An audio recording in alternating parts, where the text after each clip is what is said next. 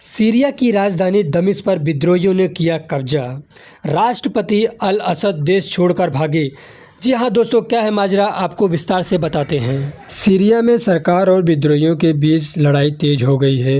विद्रोही बलों ने देश के उत्तरी पश्चिम के एक बड़े हिस्से पर कब्जा कर लिया है।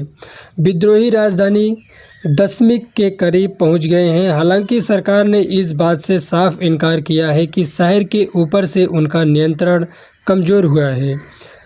समाचार एजेंसी एफएफपी ने विद्रोह कमांडर हसन अब्देल गनी के हवाले से दावा किया है कि हमारी सेना ने राजधानी को घेरने का अंतिम चरण शुरू किया है।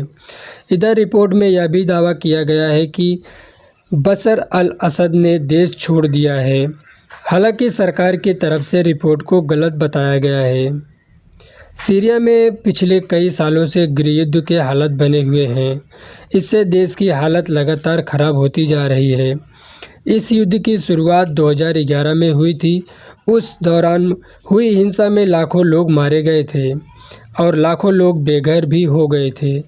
यह युद्ध बशर अल असद की सरकार के खिलाफ शुरू हुआ था, लेकिन अब इसमें कई अलग अलग समूह शामिल हो गए हैं, जिनमें विद्रोह समूह, आतंकवादी संगठन और अन्य देशों की सेनाएं शामिल हैं। युद्ध के कारण सीरिया में एक गंभीर मानवीय संकट पैदा हो गया है। लाखों लोग भोजन, पानी और दवाओं की कमी से जूझ रहे हैं। युद्ध के कारण लाखों सीरियाई शरणार्थी पड़ोसी देशों और यूरोप की तरफ पलायन करने पर मजबूर हुए हैं। रूस ने बशर अल असद सरकार का समर्थन किया है, जबकि अमेरिका और उसके सहयोगी देशों ने विद्रोहियों का समर्थन किया है। हालांकि ताज़ा बयान में डोनाल्ड ट्रंप ने कहा है कि अमेरिका को सीरियाई संघर्ष में शामिल नहीं होना चाहिए। सीरिया के रक्षा मंत्रालय ने कहा है कि सेना बल दमिश्क के ग्रामीण इलाकों के सभी क्षेत्र में मौजूद हैं।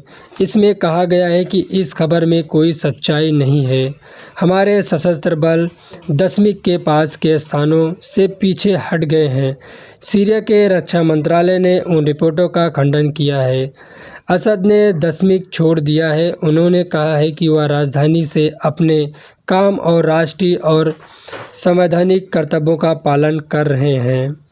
सीरिया में विद्रोहियों की मांगें समय के साथ और विभिन्न गुटों के अनुसार बदलती रही हैं।